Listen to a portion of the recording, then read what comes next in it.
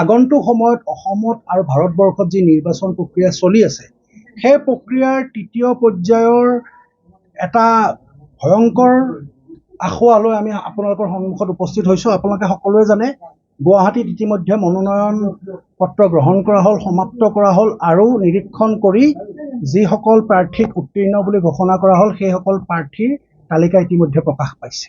কালি যি উত্তীৰ্ণ পৰীক্ষা আছিল বা যি নিৰীক্ষণ প্ৰক্ৰিয়া আছিল তাত কংগ্ৰেছ দলৰ প্ৰাৰ্থী মীৰা বৰঠাকুৰ ডাঙৰীয়ানীৰ এফিডেভিটত কেইবাটাও আখোৱা থকাৰ পাছতো নিৰপেক্ষ ভূমিকা পালন নকৰি নিৰ্বাচন আয়োগৰ নিৰ্বাচনী বিষয়াই সম্পূৰ্ণৰূপে নীতি বহিৰ্ভূতভাৱে তেখেতৰ মনোনয়নখন গ্ৰহণ কৰিল।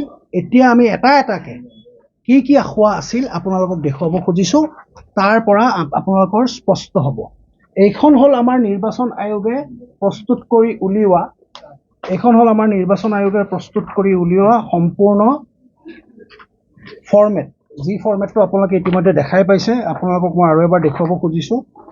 এইখন হ'ল ফৰ্ম 2A।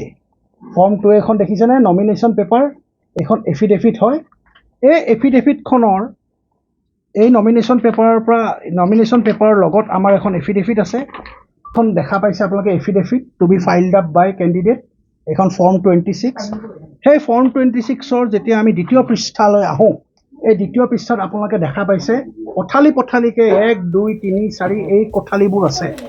এইটো ফৰ্মেট, এইফালে উকা বগা, এইফালে উকা বগা, এইফালে উকা বগা, ইয়াত পথালিকৈ দি থোৱা আছে।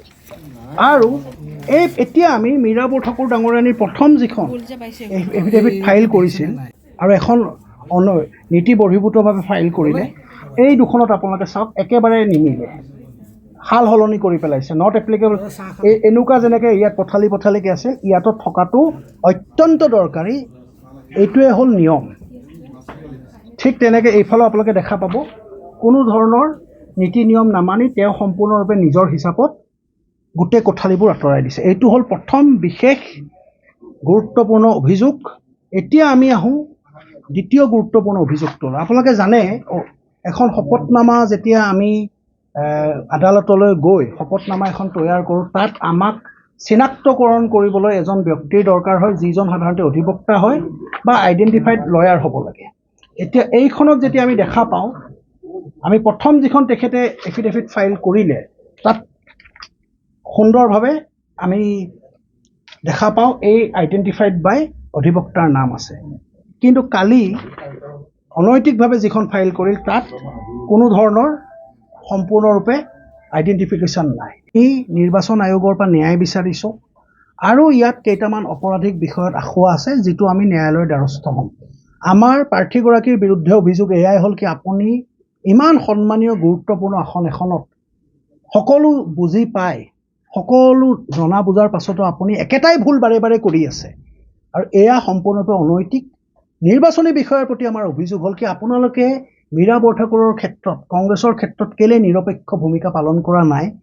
বাৰে বাৰে তেখেতক দুখন এফিডেভিট জমা কৰিবলৈ দিছে, সেই দ্বিতীয়খনতো ভুল মানি ল'লোঁ বাৰু, নিজৰ প্ৰভাৱ খটুৱাই দ্বিতীয়খন গ্ৰহণ কৰাই ল'লে, কিন্তু দ্বিতীয়খনো ভুলটো আঁতৰাই দিলেও আমি মানি ল'লোহেঁতেন। যিখন দ্বিতীয় এফিডেভিট দিয়া হৈছে সেইখনো ভুল। এতেকে আমাৰ স্পষ্ট কথা, আপোনালোকে গম পাইছে ভাৰতবৰ্ষৰ বৰ্তমান মন্ত্ৰী আৰু MP ৰাজীৱ চন্দ্ৰশেখৰ, তেখেত মন্ত্ৰী আছে বৰ্তমানৰ গভৰ্ণমেণ্টখনত, তেখেতৰ এফিডেভিটৰ ভুল উলিয়াই দলে আপত্তি কৰাৰ কাৰণে ৰাইজৰ ফালৰ পৰা, দলৰ ফালৰ পৰা আপত্তি হোৱাৰ বাবে নিৰ্বাচন আয়োগে তেখেতৰ অভিযোগটো CBDT-লৈ প্ৰেৰণ কৰিছে। এতেকে আমি এই ক্ষেত্ৰত উচিত ন্যায় বিচাৰিছোঁ, ন্যায় দুটা পক্ষৰ পৰা বিচাৰিছোঁ, নিৰ্বাচন আয়োগৰ পক্ষৰ পৰা, আৰু ন্যায়ালয়ৰ দ্বাৰস্থ আমি হ'ম। ইয়াত কিছু আখোৱা আছে যিটো ন্যায়ালয়ৰ বিচাৰাধীন বিষয়, আৰু আমি বিচাৰিছোঁ গুৱাহাটীবাসীৰ ৰাইজে স্বচ্ছ নিকা নিৰ্বাচন এখনৰ সন্মুখীন হয়। লগতে কংগ্ৰেছ দলৰ ভাৰত জোড়ো যাত্ৰা কৰা মই প্ৰতিজন যাত্ৰীলৈ প্ৰশ্ন কৰিছোঁ, আপোনালোকৰ ন্যায় যাত্ৰাৰ নমুনা আমি একম সনাতন ভাৰত দলৰ পৰা আৰু আমাৰ সমিতিৰ স্বচ্ছ আৰু সুৰক্ষিত নিৰ্বাচন নিৰীক্ষণ সমিতি, যি সমিতিত সকলো নাগৰিক, প্ৰাৰ্থী তথা পলিং এজেণ্ট সকলোৱে ইয়াৰ অংশ, বৃহত্তৰ নিৰ্বাচন প্ৰক্ৰিয়াৰ লগত জড়িত সকলোৱে ইয়াৰ সদস্য। আমি ক'ব বিচাৰিছোঁ এই নিৰ্বাচনত ৰাইজে ন্যায় নাপাব, অতি শীঘ্ৰে ইয়াত এটা আমাক বিচাৰ লাগিব। পৰৱৰ্তী অৱস্থাত কালি আমি ইতিমধ্যে চিফ ইলেকশ্যন অফিচাৰ গুৱাহাটীৰ যিজন ৰিটাৰ্ণিং বিষয়া নিৰ্বাচনী বিষয়া যিজন গুৱাহাটীৰ deputy DC district commissioner Sumit Satyawan তেখেতকো জনাইছোঁ। তাৰ পাছতো সম্পূৰ্ণৰূপে নিয়ম বহিৰ্ভূতভাৱে জনতাৰ লগত গণতন্ত্ৰৰ লগত আৰু কংগ্ৰেছ দলৰে নিজৰ ন্যায় আৰু ভাৰত জোড়ো যাত্ৰাৰ বিচাৰ বিবেচনাৰ ওপৰত অন্যায় কৰিছে।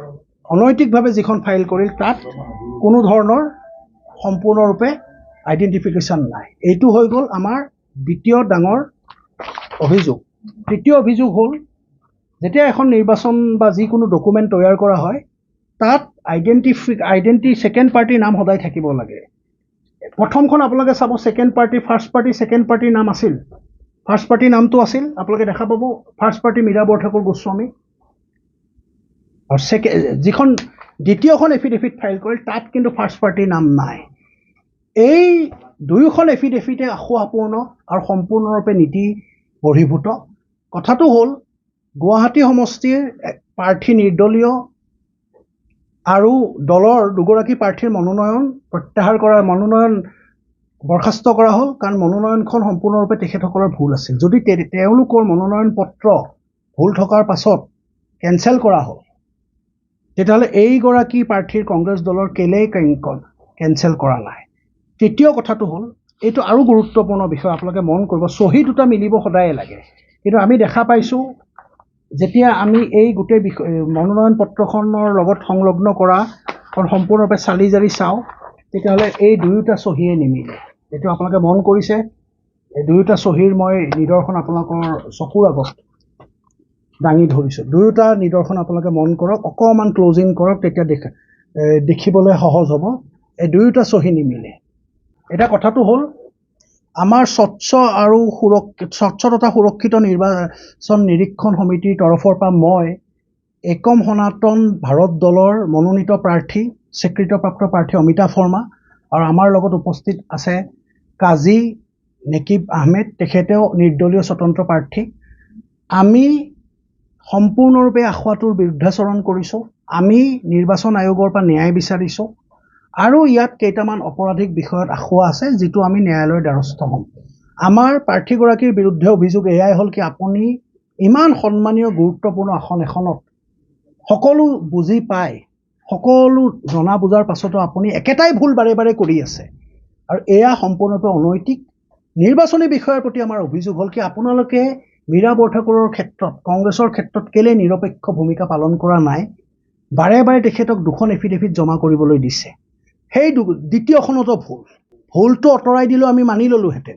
যিখন দ্বিতীয় এফিডেভিট দিয়া হৈছে সেইখনো ভুল। এতেকে আমাৰ স্পষ্ট কথা আপোনালোকে গম পাইছে ভাৰতবৰ্ষৰ বৰ্তমান মন্ত্ৰী আৰু MP ৰাজীৱ চন্দ্ৰশেখৰ তেখেত মন্ত্ৰী আছে বৰ্তমানৰ গভৰ্ণমেণ্টখনত। তেখেতৰ এফিডেভিটৰ ভুল উলিয়াই দলে আপত্তি কৰাৰ কাৰণে ৰাইজৰ ফালৰ পৰা দলৰ ফালৰ পৰা আপত্তি হোৱাৰ বাবে নিৰ্বাচন আয়োগে তেখেতৰ অভিযোগটো CBDT-লৈ প্ৰেৰণ কৰিছে। এতেকে আমি এই ক্ষেত্ৰত উচিত ন্যায় বিচাৰিছোঁ।